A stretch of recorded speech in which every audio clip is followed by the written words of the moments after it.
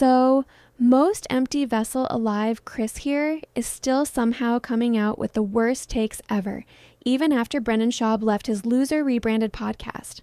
I watch clips of his podcast with Eric Griffin, the golden hour daily against my will, because Unique is too good at tricking me every time still with the thumbnails. So somehow I always know what's going on with these absolute morons. And I'm telling you, every single episode, every single topic, both Eric and Chris somehow managed to come up with not only the worst takes imaginable, but the takes that no one on earth was thinking. They either say nothing or they agree with the side of pure evil. No in between. So of course, I wasn't surprised when they blamed women regarding recent allegations made by Dave Portnoy that Alex Cooper was planning on weaponizing false sexual assault allegations against him to get out of a contract. Take a look. I'm so curious what you thought of that, whether it was true. I think whenever I see Dave online, we all enjoy his banter. He's a very entertaining person, and I have a very great and complicated relationship with Dave. He gave me my start in this industry, and I will never not be grateful to him. Well, let's just watch. When I haven't read the book, but I remember seeing, obviously, getting tagged in those things, and that's not how I remember that at all. But I also am like, Dave's got his version, I've got my version, and we're all good. You want to tell us your version? No. I am in my mother era. I'm no drama right now, Andrew. We're here to talk business. Just say that's not true. Hey, just say I would never do that. I was never going to. That would be wrong, and we didn't do that. Okay, now. Understood. Or it's like the guy has something, a messages or whatever. Did he put that out? Right. Like this is funky. That's a funky ass response. Or the other thing too is that she did feel exploited. That was in a deal she didn't want to be in. Right. And he was also being an asshole. Right. And so she goes, "Oh, you want to be like that? Well, here's what I'm going to do." Totally. And, you know what I mean? And then that's just and 90% of women would do that. First off, what a shocker that the guy who has credible sexual assault allegations against him brings up the story where women supposedly lied about sexual harassment against them. Go figure that the guy who was trying to start an alleged sex cult with underage girls would side with the guy who also has many credible sexual assault allegations against him. Just saying.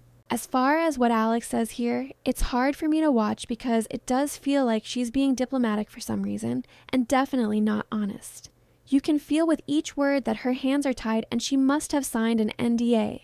First of all, because she tries to deflect the question and gain favor by bringing up her pregnancy, which is not a good sign. When she said she had a great and complicated relationship with Dave, I tapped out of the conversation because that's when you know she's not planning on being honest. She uses very careful language so as not to insult Dave, and it speaks like an NDA if you ask me. And that would make sense if you consider the fact that everyone has said for years, why on earth did Dave Portnoy allow Alex Cooper to have the IP for Call Her Daddy? It made no sense for Dave business-wise, but made him look like the good guy for years. It was probably because the girls had credible sexual harassment claims, and I bet they had Alex Cooper sign an NDA, and that's why she won't speak about Dave negatively. But as a woman, it was hard to not feel angry at Alex about this, because you can feel she has a lot she would like to say, but won't. By allowing Dave to have his view on things and her to have her view, she's saying the truth about what happens to women doesn't matter. Because one of them is telling the truth, and if you care about women like Alex claims to, I feel she would want to correct the record. Otherwise, she's allowing Dave to tarnish women's reputations and letting a man get away with pretending false sexual harassment allegations are common, and that's what women are doing to get ahead in business, which is absurd. It's insane and unacceptable that she chalks what Dave wrote in his book up to a difference in opinion and not Dave blatantly reframing things to destroy the girls of Call Her Daddy's reputation and women as a whole. And no one can convince me Chris didn't bring up this story to put doubt in the minds of people regarding the allegations against him personally. Because why else bring this up other than to make people doubt that women are truthful? The rage I felt when hearing Chris say 90% of women would do that is almost indescribable. There is nothing on earth more vile than a man who claims a woman was planning on falsely accusing men of sexual harassment. It's incredibly uncommon, it never happens, and it's infuriating that this loser Chris, who appears actually guilty of horrific things, has the audacity to act as though these women were making up sexual assault allegations just to get out of contracts. It's disgusting to let men talk about women like this so freely, as if we are all valueless and willing to ruin men's lives for money when that couldn't be further from the truth. The reality is, I feel absolutely certain both Alex Cooper and her co-host Sophia F. were actually sexually harassed while working at Barstool Sports, because 38 to 48% of women in the United States have been sexually harassed in a workplace. And what are the odds that a place called Barstool Sports didn't have some sexual harassment going on? And especially when the founder of Barstool Sports, Dave Portnoy, has credible allegations against him. So even if these women did bring up sexual harassment at any time during negotiation for contracts, they would have had every right to. And they absolutely should have used it and weaponized it against these men, because that behavior is 100% unacceptable and clearly was tolerated by the owner of the business, Dave Portnoy. Also, I want to state that less than 2% of sexual harassment allegations are false.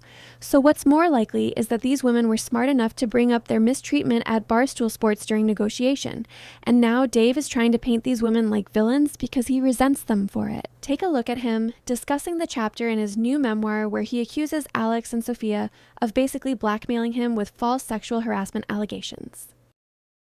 So I need to know, before you tell the story, did you tell Alex Cooper that you were going to put this in the book? No, well, I told her I wrote about it. I didn't tell her the specifics of what it was going to be, no. Okay. Has she reached out to you yet? She has not. I'm supposed to go on Call Her Daddy the end of July. Okay. We'll see if I still go on it. Can you tell him why? Yeah, so, well, and I think people who followed us, the Call Her Daddy, which is definitely, that's the number one story that's probably being picked up from the book. So that, they exploded so quickly, and I'm talking like months. So they signed a 3-year deal with us, 3-year contract, and they got so big, and they wanted basically out. They tried to renegotiate the deal. They sent a lawyer over, and they wanted $1 million each, 90% of the profits. They didn't want to be full-time employees anymore, and they wanted to be able to do all their own sales. It was ridiculous. So kind of like didn't even reply to it. COVID hits, and we needed them to work. They stopped working. They were basically boycotting. Like all of a sudden, the podcast stopped. Week after week after week, they started dropping little hints, like breadcrumbs, like kind of insinuating legally they couldn't say anything, which is nuts if you know me. They also were quoting Kesha, were quoting lyrics of her songs. At that exact time, Kesha was suing Dr. Luke for sexual harassment to try to get out of her contract with him. So they're dropping all these hints, and they come over during COVID, and I just got to get them to work. Like, they were paying a lot of bills, and I made them a sweetheart deal. I said, I'll cut your contract length down, we'll increase your salary to $500,000 each, and most importantly, we'll give you the IP, because I own Call Her Daddy. Right. Like, when you start with us, we own it. Like, we're building you up, it's ours. So it was a great deal. Couple days pass, Alex Cooper asked to talk to me. She's like, listen, I love the deal, I want to take it. Sophia Franklin is never going to take this deal. No matter what you offer, she's going to move the goalpost. And her boyfriend, who is known as Suit Man in Call Her Daddy circles, HBO executive, had started acting as their de facto manager and had actually sold them, Call Her Daddy, to Wondery, which is a podcast network. And I'm talking to Alex, I'm like, how do you think you can do that? You're under contract with us. She's like, the plan was to say we were sexually harassed, toxic work environment at Barstool, which 100% makes sense. She told it to me and Erica, it wasn't just me, and I tell that story in the book. My guess, and I'm on good terms with Alex now, is she'll be like, that was Superman's plan, and it probably was. So it's still super devious to do that. And by the way, nobody would have believed me, because at that point in time, you may have been an exception, maybe Boston's an exception. Most people in Call Her Daddy had no idea who I was or what Barstool even was. They never mentioned us, so it would have been our word versus theirs. I hope it's obvious to people watching that Dave is not a good man and that he's being misleading about important contextual details. For example, Suitman, as he calls Sophia's then boyfriend, was a professional talent agent, so it's obvious he had Sophia and Alex's best interest in mind when he suggested they renegotiate their contracts. He simply saw the value they had and recommended they fight for a better cut of the pie, as they should have.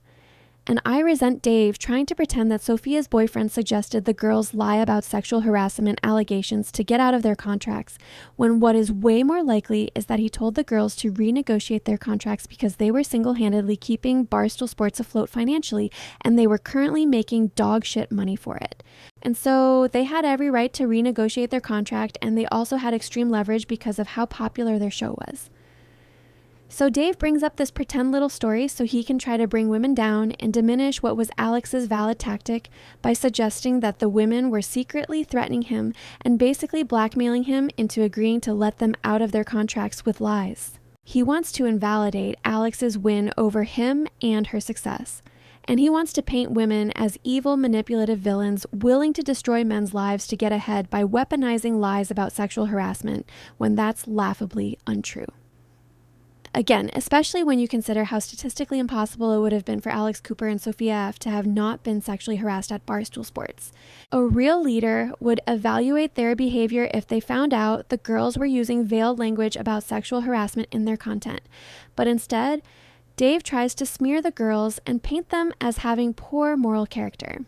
Dave tries to rewrite history because he has little man syndrome and resents anyone who looks like they got the upper hand on him, and because I believe he is a predator type that probably did do weird stuff to both Sophia and Alex. And I think he's using the fact that he knows Alex is bound by NDAs to slander women as a whole because he knows she has to stay silent. And I think he's baffled as to why people still like Alex, yet everyone hates him. And so instead of looking within, he wants to drag Alex, even though it should be obvious to him why he's unliked, as he's doing nothing good for anyone.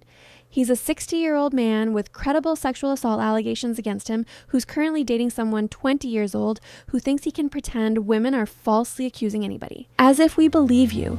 And as if Alex and Sophia wouldn't have had every right on earth to bring up sexual harassment in their contract negotiations to begin with. So whether it's true or not that they brought it up, it's my belief that the sexual harassment did happen, even though for whatever reason neither woman can discuss it publicly.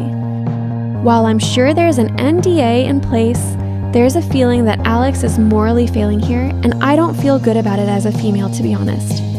Rhetoric exactly like hers is what enables people like Chris to have such ridiculous opinions about women. When women don't speak up against men claiming we falsely accuse them, it enables other men to use the same excuse and to claim they were falsely accused when it's incredibly rare. This is why people say Alex Cooper is not a girl's girl and is not a feminist, and she just proved it. Sorry, not sorry.